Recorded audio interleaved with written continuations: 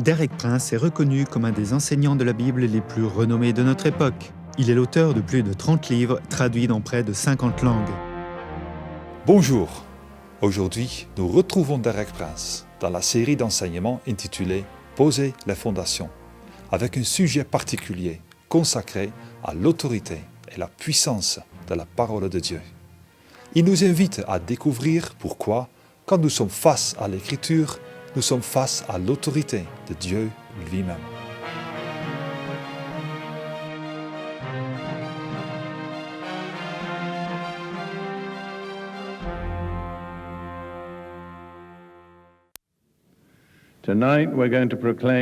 Ce soir, nous allons proclamer le psaume 19, versets 13 à 15, qui constituent les 3 derniers versets du psaume. Ces paroles sont une prière de David. Et c'est une prière que nous avons nous-mêmes priée pendant plusieurs années. Nous avons été assez surpris de quelques-unes des réponses, car il commence par « Qui connaît ces égarements ?» Pardonne-moi ceux que j'ignore. Et je regarde en arrière et je suis abasourdi du nombre de fautes cachées en moi que Dieu a mises à la lumière depuis que nous avons commencé à prier cela. Alors, nous allons la prier du début à la fin, et puis nous vous encouragerons à prier le dernier verset avec nous. Qui connaît ces égarements? Pardonne-moi ceux que j'ignore. Préserve aussi ton serviteur des orgueilleux, qu'il ne domine point sur moi. Alors, je serai intègre, innocent de grands péchés. Reçois favorablement les paroles de ma bouche et les sentiments de mon cœur, ô Éternel, mon rocher et mon libérateur. Très bien, maintenant nous allons vous proposer de prier le dernier verset avec nous. Très bien, attention, ceci est une prière. Ne la prononcez pas si vous ne la dites pas de tout votre cœur, car Dieu vous prendra au mot. Nous allons dire les paroles, phrase après phrase, et vous les répéterez après nous. D'accord? Reçois favorablement les paroles de ma bouche et les sentiments de mon cœur. Ô Éternel, mon rocher et mon libérateur. Maintenant, nous allons vous laisser les dire une fois de plus avec nous, d'accord? Vous êtes prêts? Reçois favorablement les paroles de ma bouche et les sentiments de mon cœur, ô Éternel, mon rocher et mon libérateur. Que Dieu vous bénisse.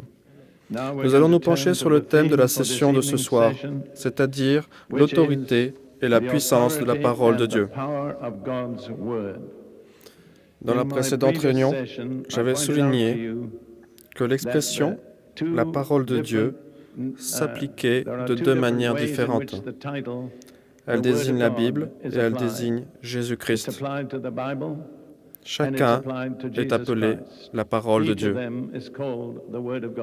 Cela met en lumière le fait qu'il y a une identification complète entre Jésus et la Bible. La Bible est la parole de Dieu écrite. Jésus est la parole de Dieu incarnée. Si nous voulons avoir une bonne relation avec Jésus, nous devons avoir une bonne relation avec la parole. Nous ne pouvons pas avoir une bonne relation avec Jésus et pas avec la Bible. Donc ce soir, je veux me pencher sur cette question qui est, de toute évidence, d'une grande importance. L'autorité et la puissance de la parole de Dieu. Pour commencer sur le sujet de l'autorité, si nous y réfléchissons un instant, nous réalisons que le mot « autorité » vient du mot « auteur ». En d'autres termes, l'autorité de n'importe quelle œuvre est avant tout l'autorité de l'auteur. C'est l'auteur qui confère son autorité à quoi que ce soit qu'il produise. Nous avons donc besoin de savoir qui est l'auteur de la Bible. Qui est l'auteur des Écritures? La Bible répond clairement à cette question dans 2 Timothée 3, 16. Il est dit toute écriture est inspirée de Dieu et utile pour enseigner, pour convaincre, pour corriger, pour instruire dans la justice, afin que l'homme de Dieu soit accompli et propre à toute bonne œuvre. Par conséquent, si vous voulez être accompli et propre à toute bonne œuvre, la source se trouve dans les Écritures. Et Paul dit que toute l'Écriture est donnée sous l'inspiration de Dieu. Le mot grec est « soufflé par Dieu ». Le terme pour souffle et celui pour esprit est le même. Cela veut dire que la parole de Dieu est soufflée par l'Esprit de Dieu. Par conséquent, l'autorité qui se trouve derrière toute l'Écriture est l'autorité du Saint-Esprit. C'est lui l'auteur en définitive. Il a utilisé beaucoup de canaux et d'instruments différents, mais derrière eux tous se trouve l'autorité du Saint-Esprit, qui est Dieu en personne. C'est pourquoi, quand nous sommes face à l'Écriture, nous sommes face à l'autorité de Dieu lui-même. Bien, il est dit que toute l'Écriture est inspirée, et non une partie. Certaines personnes ont coutume de trier les passages qu'ils considèrent comme inspirés de Dieu, de ceux qu'ils considèrent comme n'ayant pas pleinement autorité. Mais ce n'est pas en accord avec l'Écriture, car le Saint-Esprit lui-même dit que toute l'Écriture est inspirée de Dieu et que toute l'Écriture est bonne. En d'autres termes, il n'y a aucun livre que vous pouvez laisser de côté en disant qu'ils ne sont pas importants. Des livres comme Esdras et Néhémie sont très importants. Le Cantique des Cantiques est très important. Le prophète Nahum est très important. Ne vous focalisez pas sur quelques livres bien connus des Écritures en pensant qu'il n'y a que cela qui compte, car c'est faux. Si vous voulez être équipé, vous devez l'être avec l'Écriture tout entière. Ça vous prendra des années, mais c'est progressif. Vous pouvez avancer en vous fortifiant un peu plus à chaque fois, en méditant, en étudiant et en mettant en pratique la parole de Dieu. Et rappelez-vous que Jésus a dit que construire sur son fondement, c'est écouter et pratiquer la parole de Dieu. Pas seulement écouter, mais écouter et pratiquer. En ce qui concerne l'interprétation des Écritures, il n'y a qu'un seul interprète autorisé, et c'est l'auteur. Par-ci, par-là, vous pouvez trouver des livres qui portent ma signature. J'en suis l'auteur. Si vous n'êtes pas tout à fait sûr de bien comprendre ce qu'ils veulent dire, je suis le mieux placé pour vous l'expliquer, parce que je sais bien ce que j'ai voulu dire. Peut-être n'ai-je pas dit comme j'aurais dû, mais je sais ce que j'ai voulu dire. Et si vous voulez savoir ce que n'importe quel passage d'écriture signifie, consultez l'auteur. Il est la seule personne autorisée à interpréter les Écritures. Pierre dit, dans 2 Pierre 1, 21, sachant tout d'abord vous-même qu'aucune prophétie de l'Écriture ne peut être un objet d'interprétation particulière. Aucun individu ne peut dire « je sais ce que cela signifie ». Le seul autorisé à interpréter, c'est le Saint-Esprit. Puis, il poursuit, car ce n'est pas par une volonté d'homme qu'une prophétie a jamais été apportée, mais c'est poussé par le Saint-Esprit que des hommes saints ont parlé de la part de Dieu. À nouveau, Pierre souligne ce que Paul avait déjà précisé. L'autorité derrière les Écritures, la source d'inspiration est celle du Saint-Esprit. Maintenant, vous pourriez dire, et ce ne serait pas faux, mais les hommes qui ont écrit la Bible étaient dans bien des cas des hommes très faibles et faillibles. Et la Bible rapporte beaucoup de leurs péchés. Je pense que c'est une preuve de l'exactitude de la Bible de rapporter les péchés de ceux qui l'ont écrite. Beaucoup de gens aujourd'hui voudraient cacher leurs fautes et ne pas les exposer, et essaieraient de se présenter comme infaillibles. Aucun auteur de la Bible ne fait cela. Même David, qui est l'auteur de la plupart des psaumes, ses graves péchés sont rapportés afin que tous puissent les lire. Alors comment la Bible peut-elle être infaillible si les personnes qui l'ont écrite sont faillibles? Il y a une réponse merveilleuse à cette question dans le psaume 12, verset 7. Un verset tout simple. Psaume 12, verset 7. Les paroles de l'Éternel sont des paroles pures, un argent éprouvé sur terre au creuset et 7 fois épuré. C'est une simple image de la façon dont les gens purifiaient le métal. Ils construisaient un four en argile, allumaient un feu à l'intérieur, puis y mettaient le métal pour être purifié. Ici, vous avez 3 choses dans cette image. Vous avez le four en argile, qui est l'instrument humain, ce n'est que de l'argile. Vous avez le feu, c'est-à-dire le Saint-Esprit, qui purifie l'argent, qui est le message. Tout ceci nous enseigne comment des hommes et des femmes faillibles peuvent être les canaux pour apporter une parole de Dieu inspirée et digne d'autorité. Laissez-moi vous répéter cela. L'argile est le réceptacle humain, le feu est le Saint-Esprit, l'argent purifié 7 fois, absolument pur, est le message de Dieu. Le nombre 7 dans la Bible se réfère à 2 choses, le Saint-Esprit et la perfection. Et la perfection existe par le Saint-Esprit. Ainsi, la Bible, bien qu'elle soit donnée au travers de réceptacles d'hommes et de femmes d'argile, faibles, faillibles, pleins de péchés, a été purifiée 7 fois par le feu du Saint-Esprit. Elle est totalement fiable. Maintenant, il nous faut considérer l'attitude de Jésus lui-même envers la Bible. Car pour nous, qui sommes ses disciples, il est le modèle. Quelle était sa relation à la Bible? Nous avons déjà vu un passage ce matin, mais nous allons y revenir. C'est dans Jean, chapitre 10. Jean, chapitre 10, verset 35. Nous n'avons pas besoin de regarder les autres versets, juste celui-ci. Jean 10, 35. Jésus dit, c'est dans le contexte d'une discussion avec les chefs religieux juifs sur laquelle nous ne reviendrons pas, si elle a appelé Dieu ceux à qui la parole de Dieu a été adressée, et si l'Écriture ne peut être anéantie. J'ai souligné ce matin, mais je vais le redire ici, Jésus donne à la Bible les 2 titres que ses disciples ont utilisés depuis lors, la parole de Dieu et les Écritures. Quand il est dit que la Bible est la parole de Dieu, cela signifie qu'elle vient de Dieu. Elle n'est pas venue d'un homme, elle est venue du ciel, de Dieu. Et quand il est parlé de l'Écriture, il est fait référence à ce qui a été rapporté par écrit. Dieu a dit beaucoup de choses qui ne sont pas rapportées par écrit, mais celles qui sont relatées par écrit dans la Bible sont spécialement rapportées pour notre bien. Elles contiennent toutes les choses que nous avons besoin de savoir pour notre salut. Ainsi était l'attitude de Jésus, résumée dans cette phrase que nous avons lue ce matin, mais il est bon de le répéter. L'Écriture ne peut être anéantie.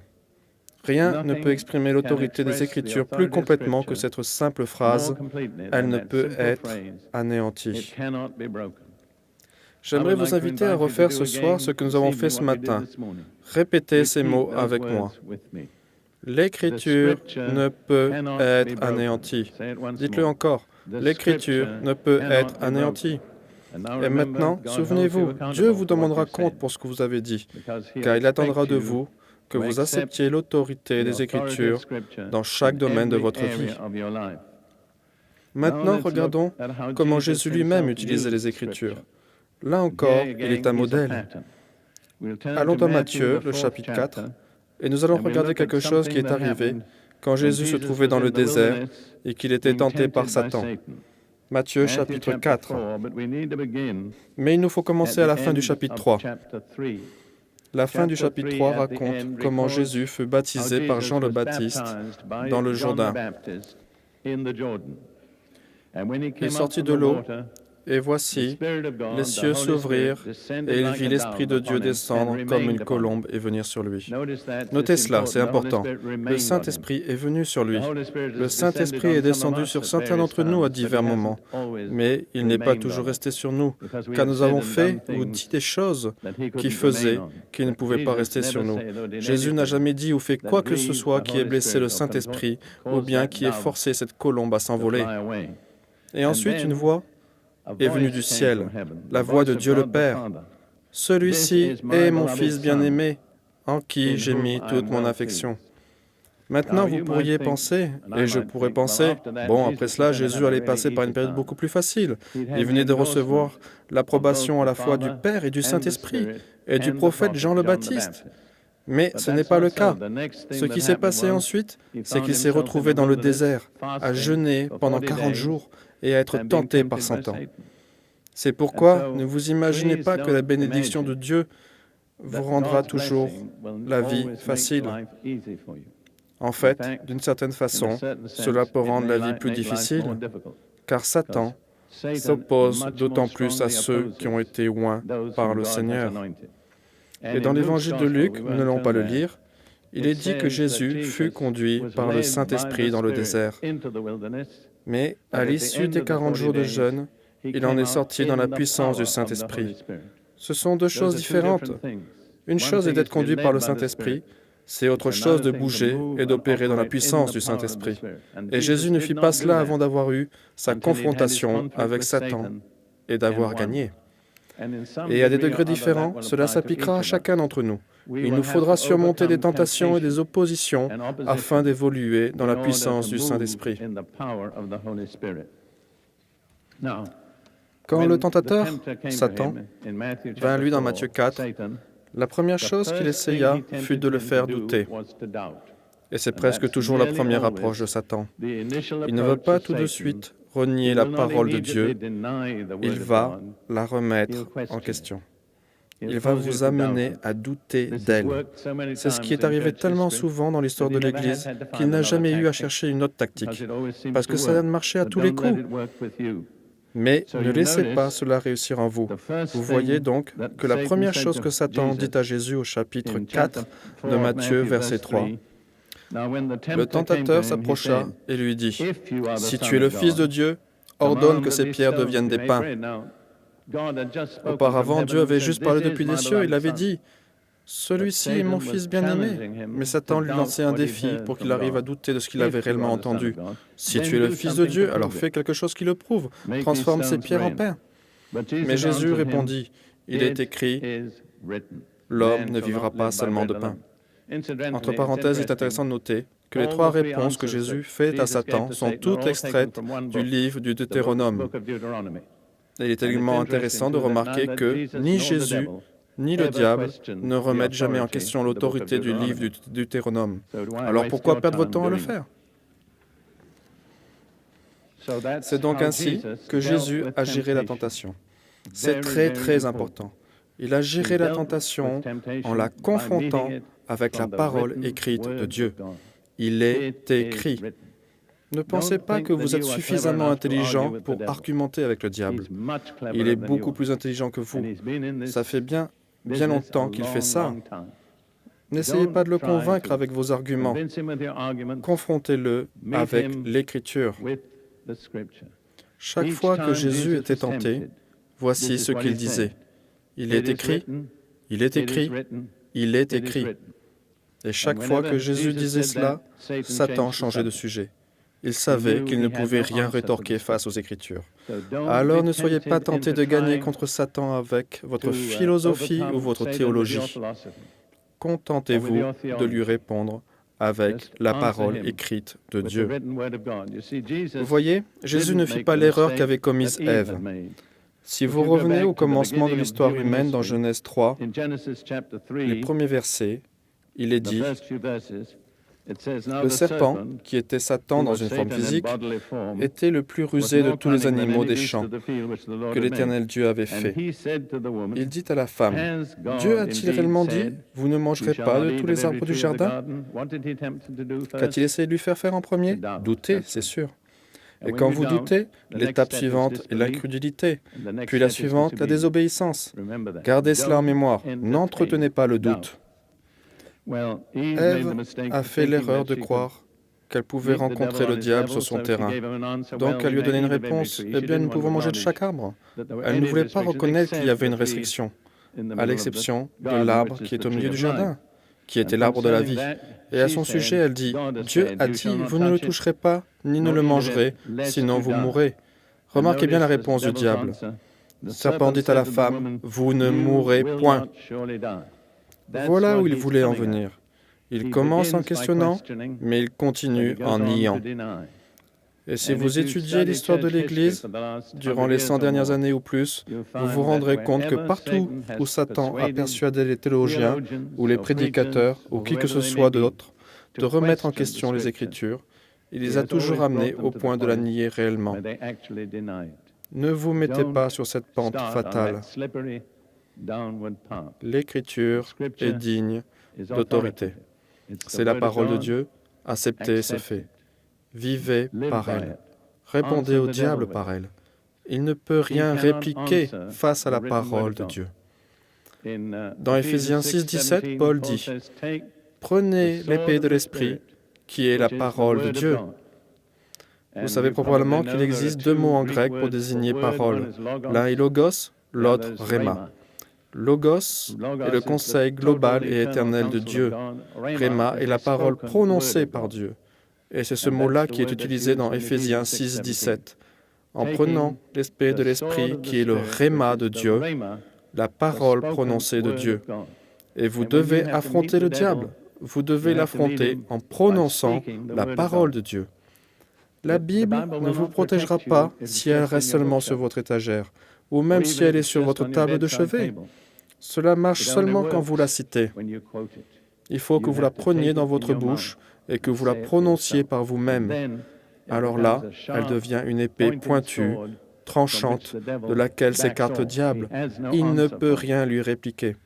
Maintenant, regardons également ce que dit Jésus au sujet de l'autorité de la parole écrite de Dieu. Vous rappelez-vous ce que je vous ai dit? Le mot écriture désigne la parole écrite de Dieu. Et Jésus dit dans Matthieu 5, versets 17 et 18, « Ne croyez pas que je suis venu pour abolir la loi ou les prophètes. » Ceci était la façon juive de parler de ce qu'on appelle l'Ancien Testament, la loi et les prophètes. Je suis venu non pour abolir, mais pour accomplir. En vérité, je vous le dis, jusqu'à ce que le ciel et la terre passent, pas un seul iota, pas un seul trait de lettre de la loi ne passera jusqu'à ce que tout soit arrivé. Le mot iota et trait de lettre, iota en hébreu, yud, est la plus petite lettre de tout l'alphabet hébreu.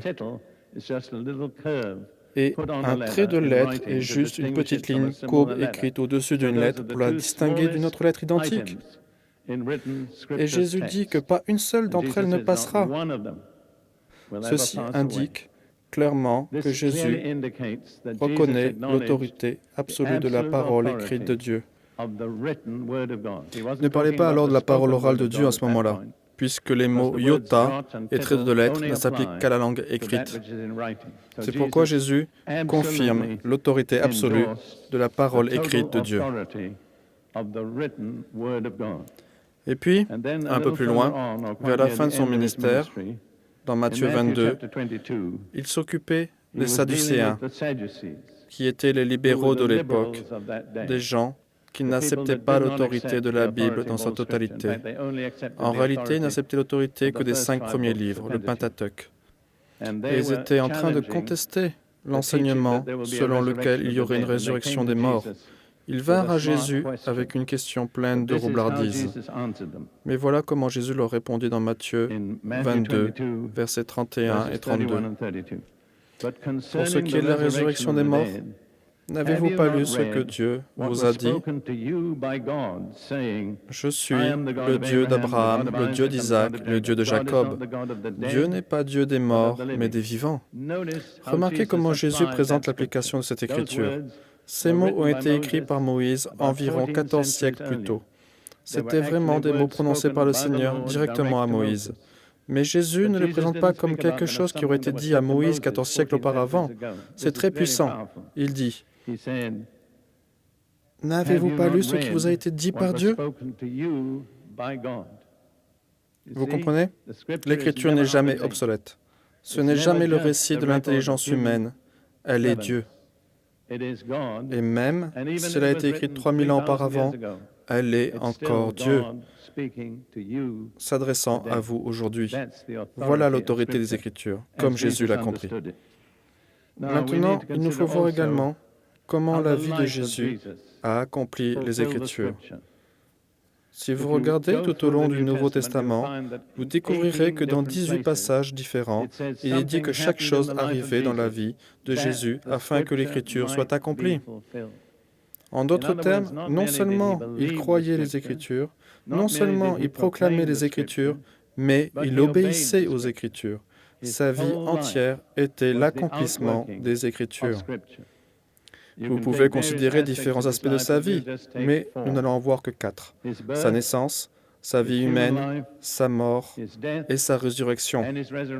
Sur toutes ces choses, l'Écriture dit qu'elles ont eu lieu afin que l'Écriture soit accomplie. Jésus ne pouvait en aucune manière avoir plus avalisé l'autorité des Écritures qu'ainsi. Maintenant, tournons-nous vers le Nouveau Testament. Quelle est l'autorité qui se trouve derrière le Nouveau Testament? Vous serez étonné d'apprendre que c'est la même que derrière l'Ancien Testament. Regardons à 2 passages dans lesquels Jésus parle à ses disciples. Dans Jean 14, versets 25-26, Jésus prend congé de ses disciples. Il est en train de les préparer au fait qu'il va les quitter et il dit, « Je vous ai dit ces choses pendant que je demeure avec vous, mais l'aide, l'Esprit Saint, c'est le titre du Saint-Esprit, l'aide, quelquefois il est appelé le Consolateur, l'Esprit Saint que le Père enverra en mon nom vous enseignera toutes choses et vous rappellera tout ce que je vous ai dit. » Ainsi, l'autorité derrière les écrits des apôtres est l'autorité du Saint-Esprit. Et Jésus dit qu'il fera 2 choses. Tout ce que je ne vous ai pas enseigné, il vous l'enseignera. Et tout ce que j'ai dit que vous pourriez avoir oublié, il vous le remettra en mémoire. C'est pourquoi le récit des évangiles ne dépend pas de la mémoire humaine, il dépend de la vérité du Saint-Esprit. Puis, à nouveau, dans l'évangile de Jean, chapitre 16, versets 12 à 14, la même chose est rappelée.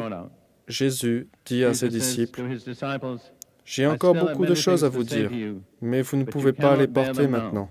Quand le Consolateur sera venu, l'Esprit de vérité, laissez-moi souligner que Jésus brise les lois de grammaire pour insister sur le fait que le Saint-Esprit n'est pas cela, mais il. Je ne peux m'appesantir là-dessus car c'est trop compliqué, mais selon la grammaire grecque, il aurait dû dire cela. Et il ne l'a pas fait. Il a dit il.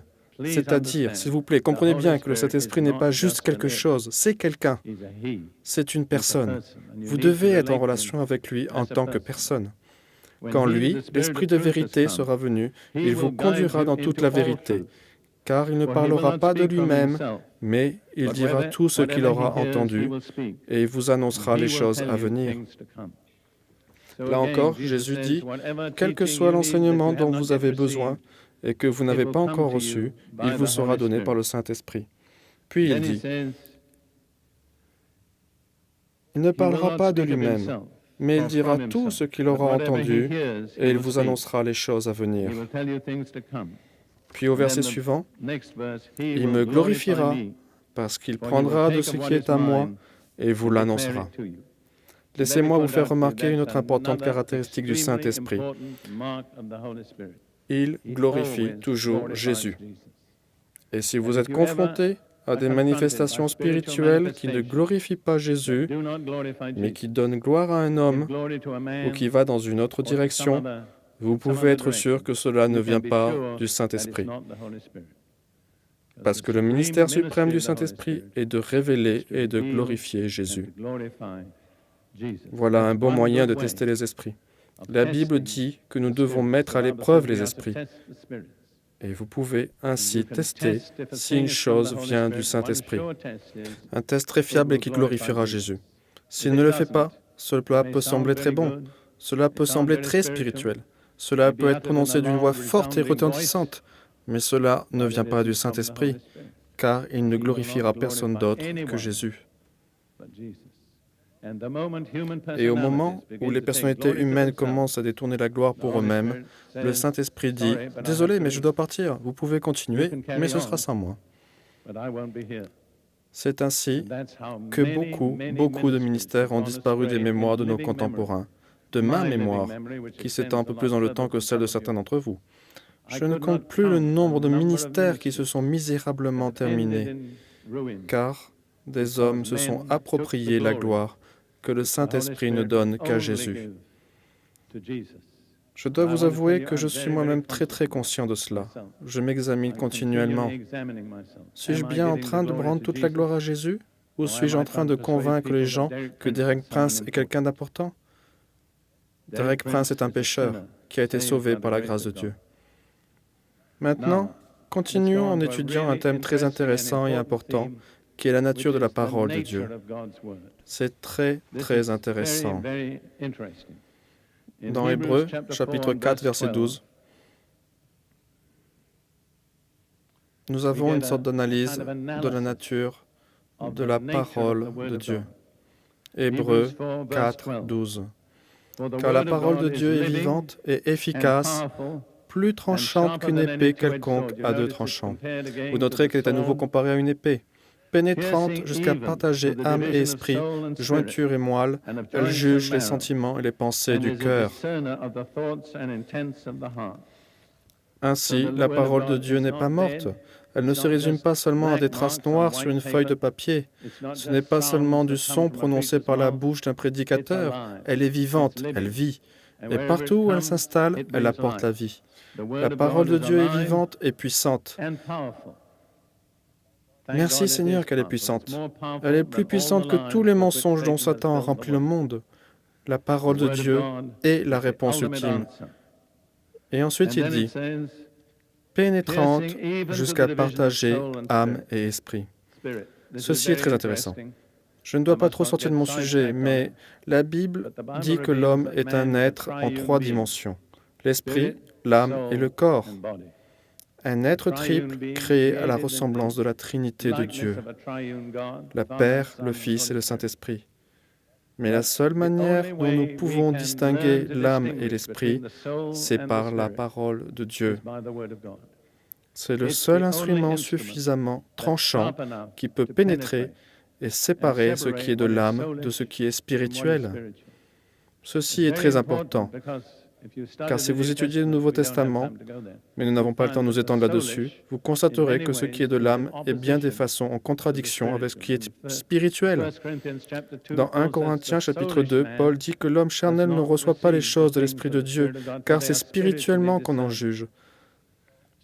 C'est pourquoi il est important d'apprendre à discerner de ce qui est spirituel de ce qui est charnel. Mais seule la parole de Dieu peut le faire. Elle peut également séparer jointure et moelle. Ainsi, l'Écriture peut pénétrer là où aucun scalpel de chirurgien ne peut pénétrer, ni tout le savoir-faire d'un psychiatre ne peut pénétrer. C'est la seule chose qui nous amène en plein dans les ultimes profondeurs de la personnalité humaine. Puis il dit, elle juge les sentiments et les pensées du cœur. Discerner signifie analyser, voir au plus profond de la nature même d'une chose. Quelqu'un a dit il y a des années, alors que j'étais un jeune chrétien, et ceci est resté gravé en moi, n'oublie pas que quand tu lis ta Bible te lit également. Il s'agit d'un échange bilatéral. Cela m'a beaucoup frappé car j'avais commencé à lire ma Bible simplement comme un philosophe professionnel, en la considérant comme un ouvrage de Dieu. Mais tout en poursuivant mes lectures, et alors que je la trouvais très aride, et que seule ma détermination me faisait refuser de me voir vaincu par un livre, j'ai commencé à me sentir un peu différent. Je pensais à ce moment-là que j'avais vraiment toutes les réponses à tout. La philosophie pouvait fournir une solution à tout. Mais alors que j'avançais dans ma lecture de la Bible, je devenais de moins en moins sûr de moi. Je ne comprenais pas ce qui m'arrivait. Je pensais que je vieillissais avant l'heure alors que je n'avais même pas 25 ans à l'époque. Je ne réalisais pas que pendant que je lisais la Bible me lisait. Et en fin de compte, j'étais comme Belshazzar lors de son festin au moment où l'inscription apparut sur le mur. Tu as été pesé sur la balance et tu as été trouvé léger. Mon amour-propre, mon orgueil, mon arrogance, mon assurance intellectuelle, tout s'effritait devant les Écritures. Et pourtant, je n'y croyais pas à ce moment-là. Pourtant, elle faisait son travail. C'est pourquoi gardez cela en mémoire. Quand vous lisez votre Bible est également en train de vous lire. Maintenant, tournons-nous aussi vers 1 Thessaloniciens pendant un moment, juste pour étudier un aspect supplémentaire de ce que la Bible fera. 1 Thessaloniciens, chapitre 2, verset 13. Paul écrit aux croyants de Thessalonique qui ont répondu d'une façon merveilleuse au message de l'Évangile. Il dit, « Nous rendons continuellement grâce à Dieu de ce qu'en recevant la parole de Dieu que nous avons fait entendre, vous l'avez reçue, non comme la parole des hommes, mais comme la parole de Dieu, qui agit en vous, qui croyez. » Vous comprenez que ce que la Bible fera en vous dépend, en partie, de la manière dont vous la recevez. Si vous la recevez simplement comme la parole d'un homme, elle ne pourra pas opérer pleinement en vous. Comme une parole d'homme, comme une parole de Dieu. Mais si vous la recevez comme la parole de Dieu, elle travaille de manière efficace en vous. Et quand vous lisez votre Bible, prenez le temps, parfois, de dire au Seigneur, « Je crois que ceci est ta parole. Je la reçois comme ta parole. Permets qu'elle opère sur tout ce que tu l'as envoyé opérer en moi, dans chaque domaine de mon être, esprit, âme et corps, car je le crois. » Nous avons besoin de regarder également une déclaration remarquable que Pierre a faite dans 2 Pierre, chapitre 1. L'une des citations les plus remarquables, je pense, de toute la Bible. Juste les versets 3 et 4 de 2 Pierre 1. C'est au milieu d'une phrase. Les apôtres écrivaient d'assez longues phrases. Je pense que Paul était celui qui écrivait les plus longues, mais Pierre en a fait d'assez longues aussi. En anglais, nous devons généralement les couper. Donc, je ne vais pas revenir au début de cette phrase, je vais commencer au milieu. Comme sa divine puissance, c'est-à-dire la puissance divine de Dieu, nous a donné tout ce qui contribue à la vie et à la piété au moyen de la connaissance de celui qui nous a appelés par sa propre gloire et par sa vertu. C'est une déclaration stupéfiante. Elle dit que le pouvoir divin, omnipotent de Dieu, nous a déjà donné tout ce dont nous aurions besoin un jour. Vous pourriez répondre, « Eh bien Dieu, je n'ai pas l'impression de tout avoir. Où est-ce » Et le verset suivant vous dit, « Lesquels nous assurent de sa part les plus grandes et les plus précieuses promesses, afin que par elles, vous deveniez participants de la nature divine, en fuyant la corruption qui existe dans le monde par la convoitise. » Comment Dieu nous a-t-il donné toutes les choses dont nous avons besoin pour la vie et la piété? Où sont-elles? Elles sont dans les promesses. J'aime cette petite phrase que j'ai soulignée. La provision est dans les promesses. Voulez-vous le répéter avec moi? La provision est dans les promesses. Donc, si vous voulez recevoir tout ce que Dieu a préparé comme provision pour vous, vous devez le recevoir à travers ses promesses, car en elles se trouve tout ce dont vous aurez besoin. Mais cela vient également à travers la connaissance de Jésus, car les Écritures révèlent Jésus. Et la déclaration stupéfiante, si cela n'était pas écrit noir sur blanc dans la Bible, je n'oserais pas en parler. C'est qu'au travers du partage des promesses, nous pouvons être les dispensateurs de la nature divine, en ayant échappé à la corruption qui est dans le monde par la convoitise.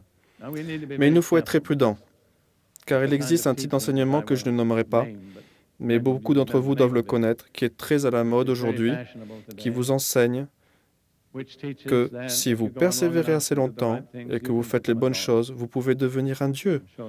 Je suis sûr que certains d'entre vous ont déjà entendu parler de cet enseignement. En réalité, je vais vous le dire, il s'agit du Nouvel Âge. J'avais l'habitude d'utiliser la terminologie « Nouvel Âge ». Je disais « un nouveau âge arrive ». Et ils m'en voulaient cette expression. Alors il m'a fallu trouver autre chose. Alors je me suis mis à dire « le royaume de Dieu va être établi sur la terre ». Jésus va établir son royaume. Et ça, ils n'aiment pas ça du tout. Quoi qu'il en soit, le Nouvel Âge, en incorporant beaucoup de philosophie hindouiste et d'autres choses encore, vous enseigne que si vous persévérez suffisamment longtemps, et soit dit en passant, les Mormons disent la même chose, ils n'en parlent pas publiquement au début, mais c'est présent néanmoins, vous pouvez devenir un Dieu. Je tiens à vous dire que ceci est faux, bien évidemment, et je vous en donnerai une raison fondamentale. Dieu n'a pas été créé et nous sommes créés. Et ce qui est créé ne peut que rester créé. C'est une tromperie. Mais nous pouvons devenir des dispensateurs de la nature de Dieu en recevant et en mettant en application les promesses. Je pense toujours à l'échelle de Jacob.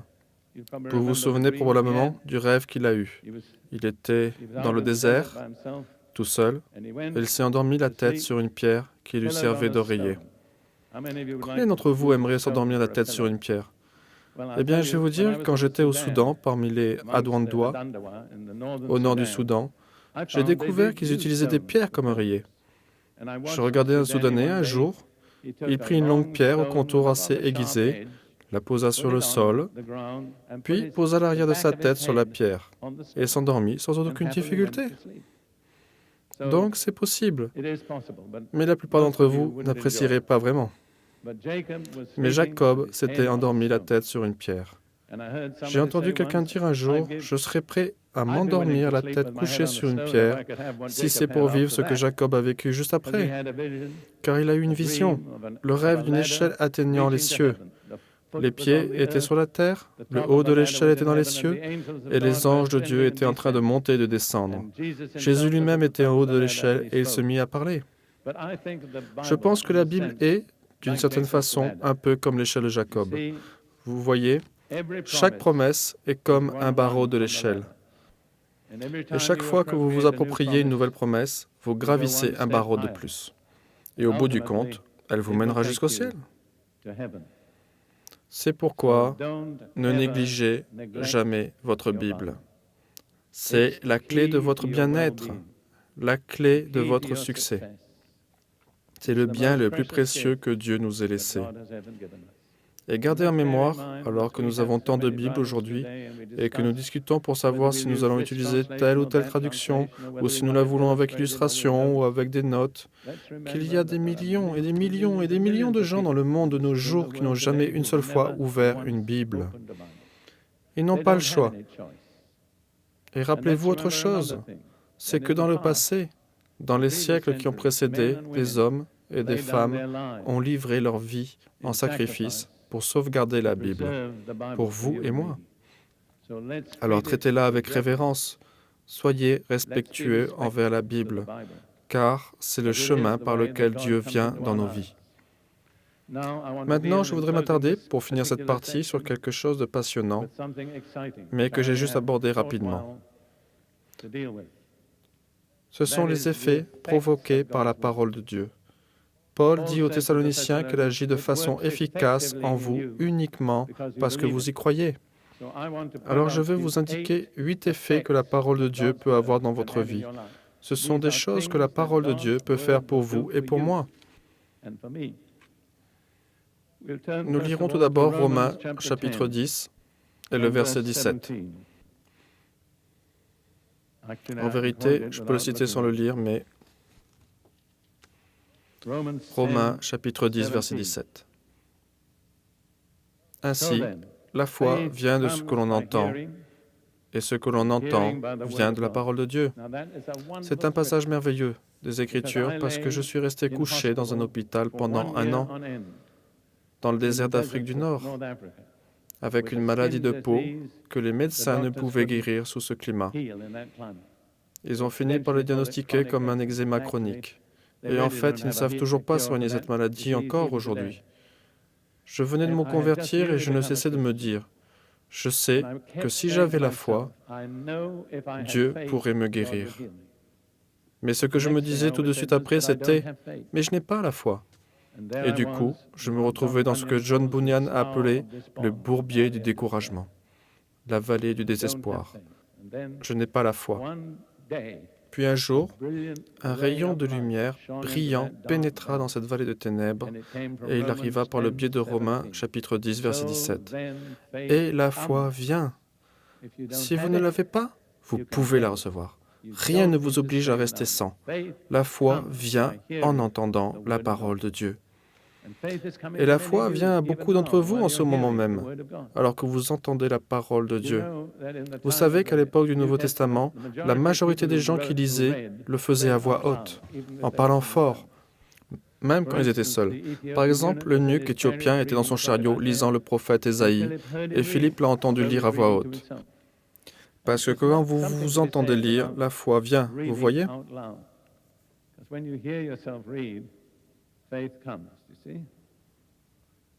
Très bien. Voilà, c'est le premier effet produit par les Écritures. Le second est qu'elle amène la nouvelle naissance. C'est par la parole de Dieu que nous sommes nés de nouveau.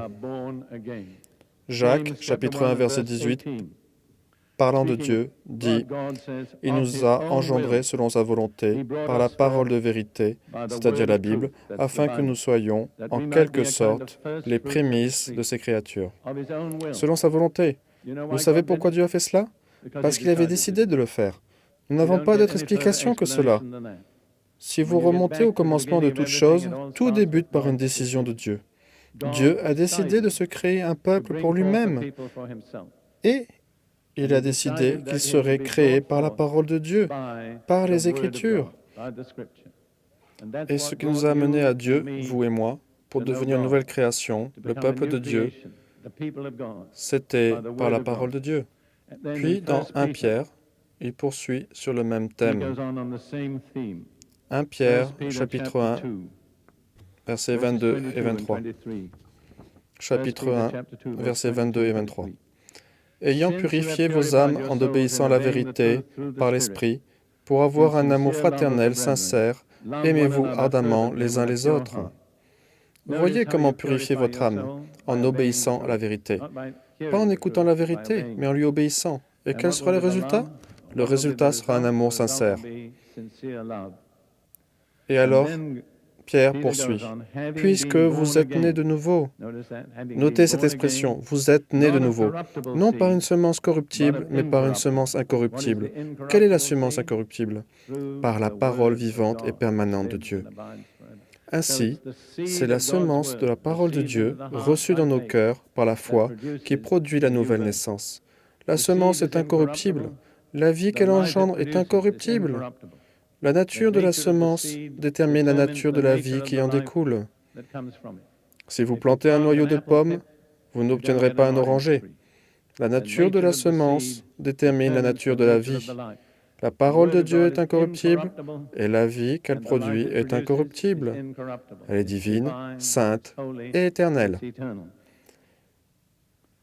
Et une fois que vous êtes né de nouveau, vous avez besoin de nourriture. Et ce qui est merveilleux, c'est que la parole de Dieu fournit la nourriture appropriée pour chaque étape de la croissance spirituelle. Quand vous n'êtes qu'un bébé spirituel, vous avez besoin de lait. Et c'est ce que dit Pierre dans le chapitre suivant de 1 Pierre au verset 2. 1 Pierre, chapitre 2, verset 2.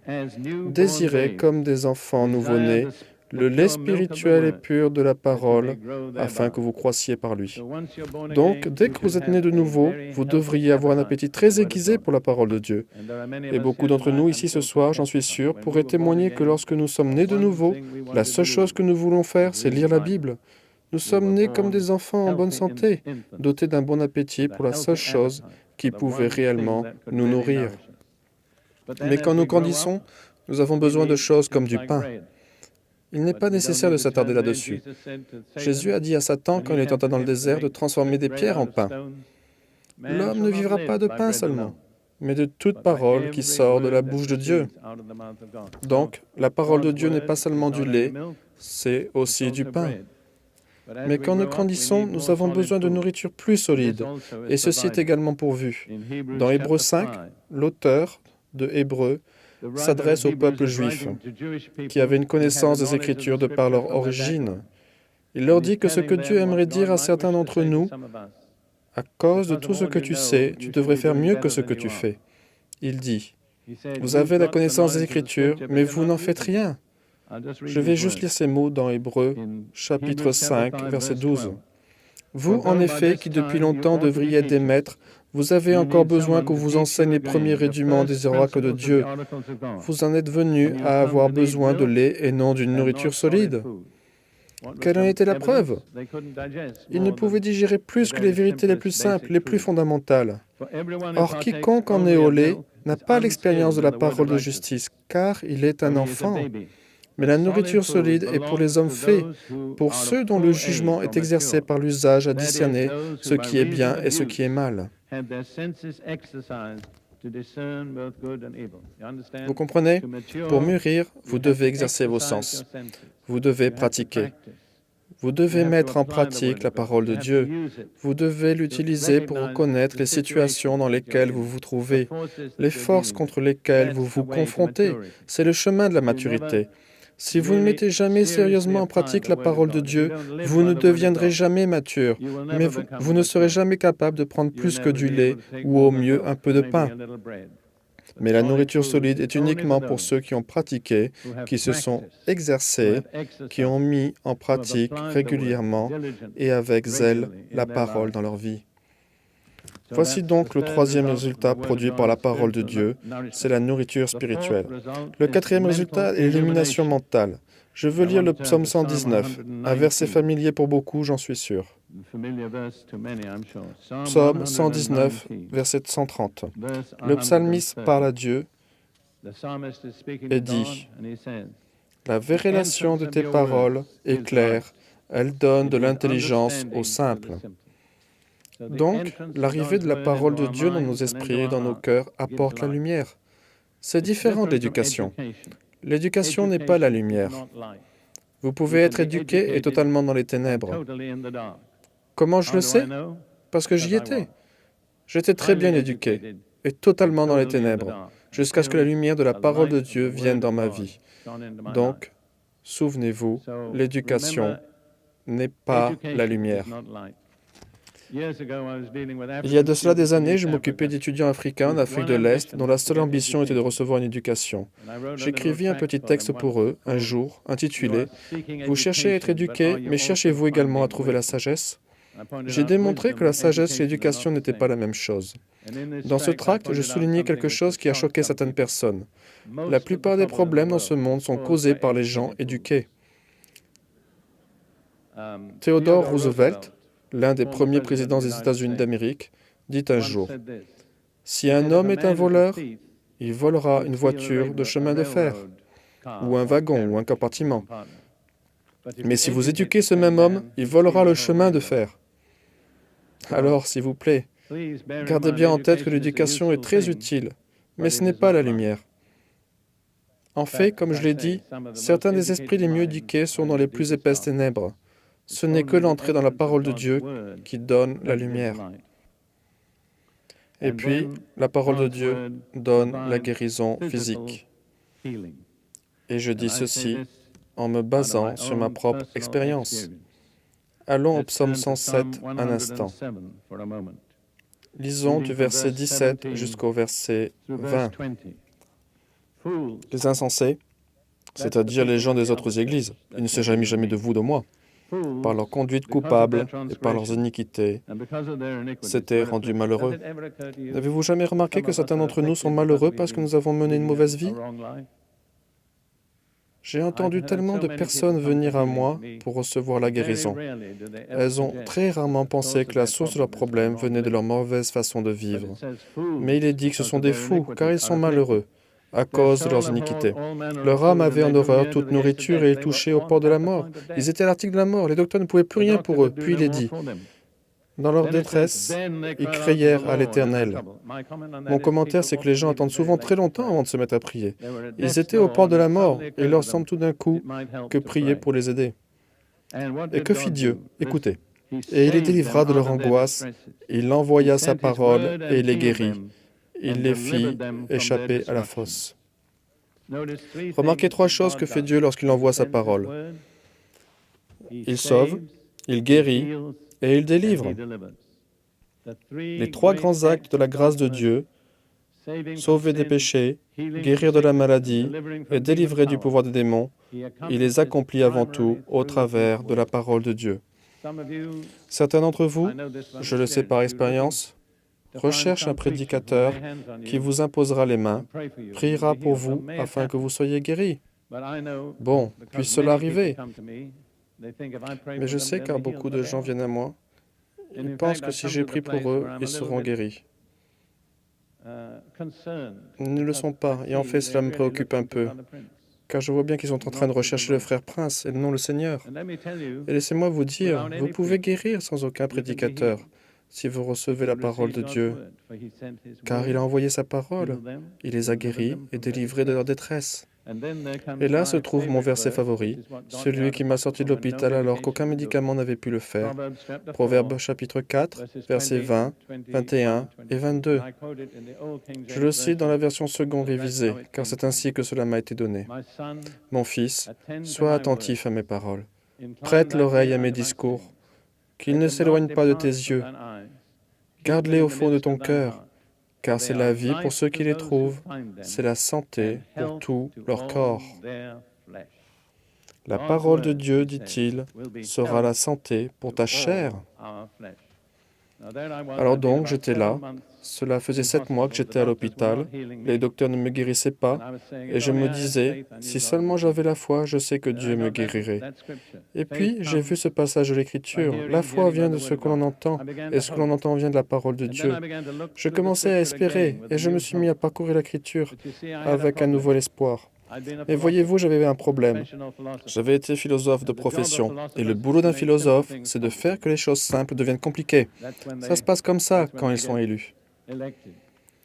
Donc, je ne pouvais pas appréhender la parole dans sa simplicité. Je lisais les promesses sur la guérison de Dieu les unes après les autres, mais je pensais que ça ne parlait que de la guérison de mon âme. Il ne s'intéresse pas vraiment à mon corps, c'est quelque chose qui se corrompt. Il mourra de toute façon. Béni soit le Seigneur, ô mon âme, pardonne toutes mes iniquités, guéris toutes mes maladies. Je disais, ce ne sont que les maladies de mon âme.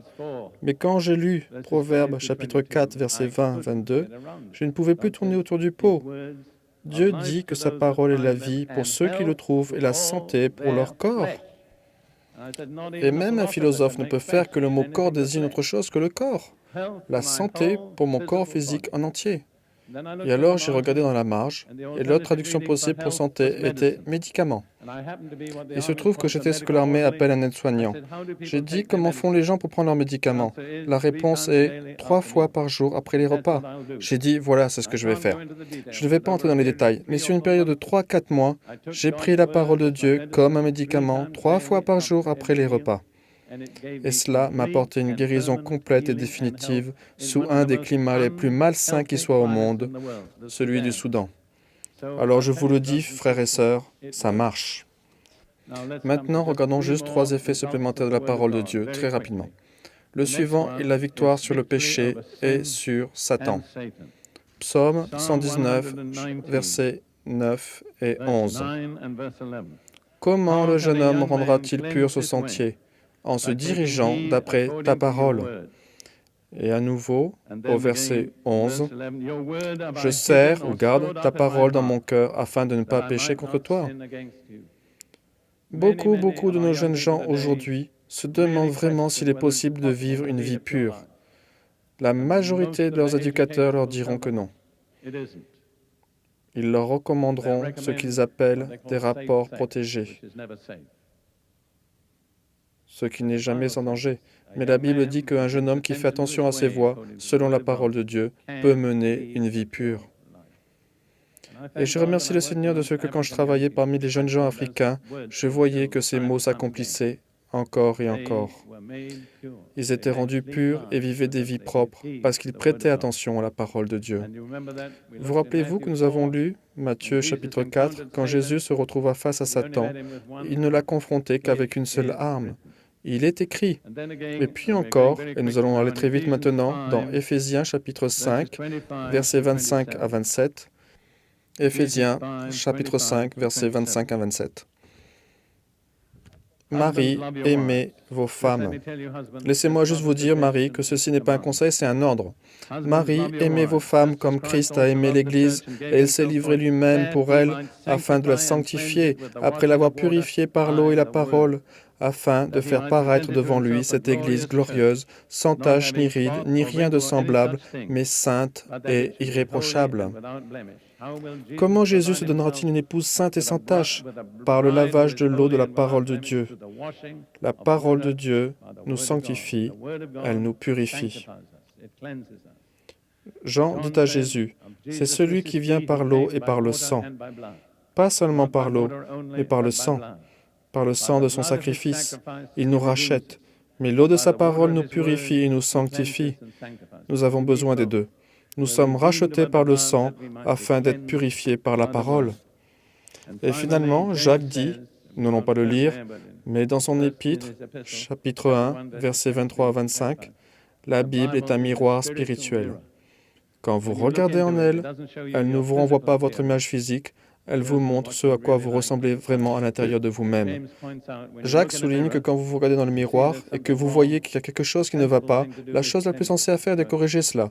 Si vos cheveux sont en désordre, vous les peignez. Si votre visage est sale, vous le lavez. Vous agissez selon ce que vous voyez dans le miroir. Et Jacques dit que vous avez besoin de faire cela quand vous regardez dans le miroir de la parole de Dieu. Vous avez besoin de voir votre moi spirituel et de réagir en conséquence, quoi qu'il faille corriger. Récapitulons cela et terminons. Les 8 effets produits par la parole de Dieu. Elle produit la foi, elle est la semence de la nouvelle naissance, elle est la nourriture spirituelle, elle donne l'illumination mentale, elle amène la guérison physique, elle rend possible la victoire sur le péché et sur Satan, elle donne la pureté et la sainteté, et c'est un miroir spirituel. Amen. Nous espérons que ce message vous a enrichi. Si vous désirez plus d'informations et recevoir un catalogue de plus de 80 titres de livres et de cassettes audio et vidéo, merci de contacter Derek Prince Ministries France, boîte postale 31 34 210 Olonzac, France. Téléphone 04 68 91 38 72.